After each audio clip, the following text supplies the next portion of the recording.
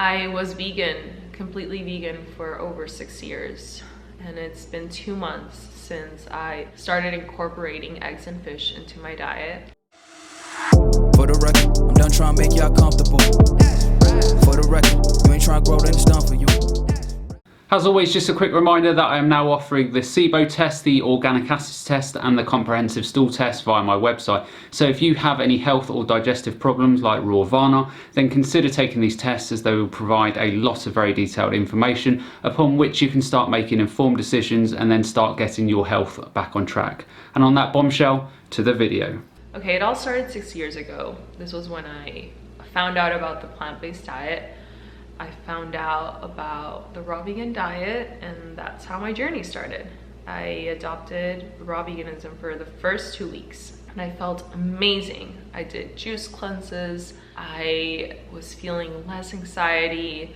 I didn't want to drink. I didn't want to smoke cigarettes. I was sleeping better. I was feeling better. I was looking better. My skin cleared. So I want to be fair to Rawvana, but I'm really struggling. What is it with these people who constantly juice or fast in search of a higher ground? I call these people flip-floppers, people who flip-flop from one diet to the next based on the latest trends. Just eat a balanced diet. But let's just roll with Rawvana here. She was on a raw vegan diet whilst juicing and feeling great. And then, a year into my journey, I decided to do a 25-day water fast. So I fasted for 25 days. Yes, I only drank water for 25 days. out comes the flip-flopper. If you were feeling good skin and everything was good, why on earth would you water fast for that period of time? And the problem with water fasting and juice fasting is that it will directly affect your gut motility, which is the rate at which your food and feces move through your gut. And without regular bowel movements, your ileocecal valve will become weak. Now, your ileocecal valve is the muscle flap between your large and small intestines. And when this becomes weak and your gut motility is reduced, it will allow your gut bacteria in the large intestines to migrate into the small intestines, which is one of the main mechanisms for which small intestinal bacterial overgrowth will start. When this occurs, you will have bacteria in your small intestines where it shouldn't be, and then all of a sudden the bacteria will ferment everything that you eat, and you become extremely bloated and you will experience IBS type symptoms. Because you are not absorbing nutrients correctly, you then start running into anemia type problems, but we will get into this shortly. The takeaway from this though is that if you want a normal and healthy gut function, then stay away from the stupidity of water fasts. I was eating at the time a low-fat raw vegan diet. But one thing that did happen after my water fast was that I lost my period. By this time, talking to other people who were in the movement, they're like, no, it's normal, it's okay, you're still ovulating, you're just not bleeding. I even thought that it was a good thing. I'm sorry, but I'm trying to be fair again to Rawvana, but again, I'm struggling. That very statement of you believing that not having a period is a good thing is the very reason why you should never be giving health advice to anyone. You influence over 3 million people across your social media channels, and there are women who hang on your every word when you talk about women's health matters. It is beyond a joke. So I talked to a doctor and my friend who's a nutritionist. She specializes in hormones. So I talked to both of them and told them what was going on and my symptoms. And they said, okay, what you need to do is get an iron supplement. So I started to take iron. Also, eat more protein, eat more fat, like really track how much protein you're getting.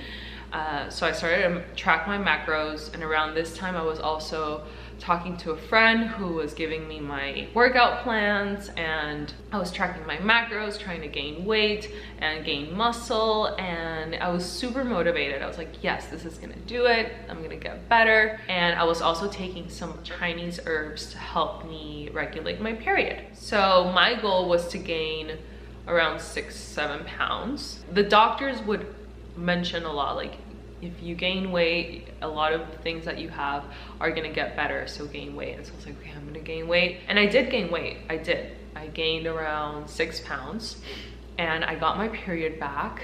And this time it came back good. Like, I felt it different. This time it came back more regular, in the sense that I was getting it every month and I was getting it a little bit more heavy than I was before. I was bleeding for around 4 days instead of 2 or 3. I was really happy that I was getting my period consistently. So she speaks to a doctor who helps her make dietary and lifestyle changes, and she starts getting her period back, and she starts eating the foods that are essential for women's fertility and hormone production. And hey presto, she starts having regular cycles again. It was July of 2018 when 2 things happened to me. One thing was starting to happen to me, and one thing was another thing that happened to me. I got Candida, and it wasn't like a normal Candida. Usually you'll get Candida in your gut, in your intestine, but this was vaginitis Candida. So I got Candida in my vagina. I know, it's so weird. I had never heard about it, and the way that I noticed it was because I was getting cuts on my vagina, and it was really painful, and I was really scared. And so I went to see the doctor, and as soon as she saw me, she did a test. They did like a swab test to see what it was, and it was Candida. So I did the Candida Diet. So I started on that, and basically the Candida Diet was a diet low in sugar, low in fruit. I completely eliminated kombucha from my diet. I didn't eat grains. I was basically just eating veggies and fats and tempeh. I was also taking some supplements and some herbs for that, and that went away quickly, which was really good. It went away in about a few weeks. The symptoms went away, but it was bad. It was painful, and I was traveling during that time, and it was just very uncomfortable. But I did get better, and then I went to get tested again, and it was gone, so I was happy about that. But around that time was when I was also starting to get some digestive issues, which is why I thought that I had Candida in my digestion, in my intestines, and also vaginally, because I was starting to experience these digestive issues. And these digestive issues were that I was getting very, very bloated from basically anything that I ate. I was feeling constipated. I was getting diarrhea. I was having a lot of gases and a lot of burps, but it was on a very small level. It wasn't very big as how it eventually got to be. I told my doctor about these symptoms that I was having, and we already knew that I didn't have Candida, so she said, I think you have Sibo. So there are a number of different mechanisms in which gut and wider body infections are able to take place. This could be Candida, Sibo, parasites, it literally doesn't matter, but these usually take place for the same reasons. So your stomach acidity levels are not strong enough to kill off the bacteria, your gut or body's immune system are low, or your gut motility or ileocecal valve aren't running as they should. So the fact that she had a worsening of digestion and Candida issues is a sign there is a growing problem. So during this time, before I did the Sibo breath test, I was trying out different things. Like I would try eating raw for a week and seeing how I felt, and I thought that, okay, this is what I need to cleanse to just reset my digestive system. Or I would do juice cleanses, I would do water fasts. That was the best. I felt really good when I did water fasting because I wasn't eating anything. I got to the point where I just preferred not to eat because I was afraid that anything that I would eat, I would feel sick after it. I also tried intermittent fasting. I said, okay, intermittent fasting is what I need to do. I tried that for a while, and at the beginning it would work. So I was just trying a lot of things, and eventually I said to myself, I just need to just eat balance. Just eat your protein, your fat, and your carbs. Just eat balance in every single meal. So it looks like the penny is starting to drop, but by this stage, because of the flip-flopping and fasts, things have gotten worse and worse. When I received my Sibo test results, which was early this year, January 2019, I was relieved, to be honest, that I knew what I had. I knew that I had Sibo, but at the same time, I was confused on what to do. I didn't know. I wanted to do the right thing for my health. So as she said, she had her results, but she was still confused. Sibo is generally fixed in about 8 weeks unless it's a severe case. So here is a notion Rawvana. You have a diagnosis and you fix the problem with dietary modifications and either herbal antimicrobials or normal pharmaceutical antibiotics. And all of this is totally achievable on a vegan diet. So let's see what advice she was given. She said you have 2 options. One is you can follow your vegan diet. These are the foods that you can eat. So the Sibo restricted diet, the one that you have to follow for the first 4 to 6 weeks, is a very restricted diet. You can basically only eat from veggies. It's bok choy, eggplant, kale, carrots, and a few other veggies. Other veggies, you can eat them, but on measured amounts, and some nuts and seeds, no fruit, no potatoes, no sweet potatoes, no legumes, no grains, and protein, animal protein and fats. So she said, this is the diet.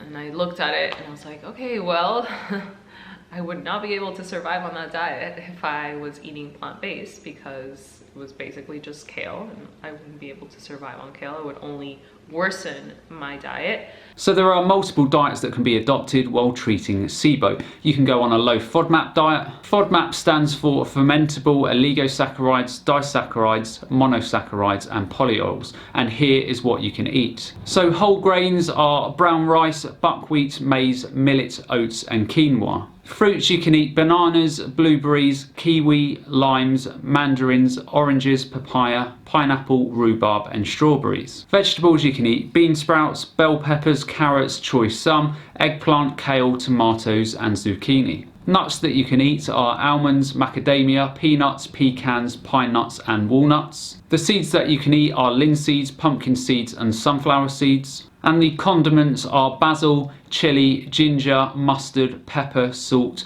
white rice vinegar and wasabi powder. Now this is just a very high level overview of some of the main foods that you can eat. There are many other foods that can be eaten on a low FODMAP diet. Yes, it may be restrictive compared to what you normally eat, but we are talking about a period of 6 weeks or so until you have cleared the SIBO infection. You can also do the SCD diet like Rawvana was advised, which is very restrictive. So why her doctor said that she should do the SCD diet without mentioning the low FODMAP diet, given the fact that she was vegan, well, your guess is as good as mine. But my main point here is that there are multiple options even as a vegan. And yes, while it is restrictive, we are simply talking about a period of 6 to 8 weeks to resolve the SIBO infection.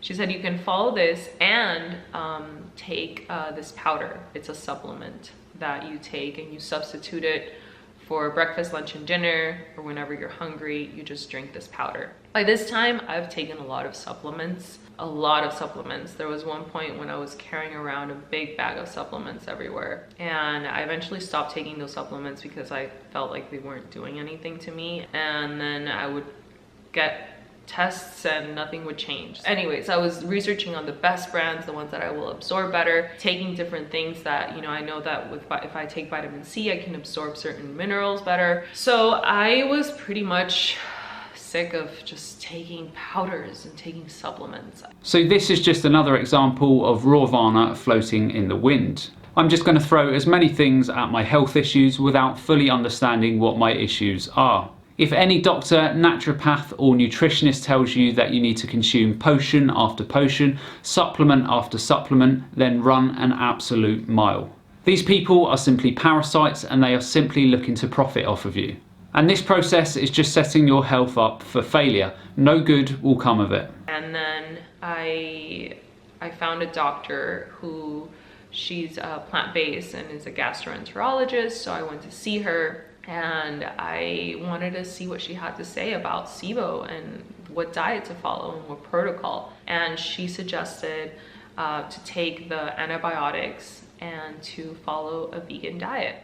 Throughout this whole time, I haven't taken antibiotics because I want to heal the most natural way. Antibiotics, I believe that they don't go to the root of the problem.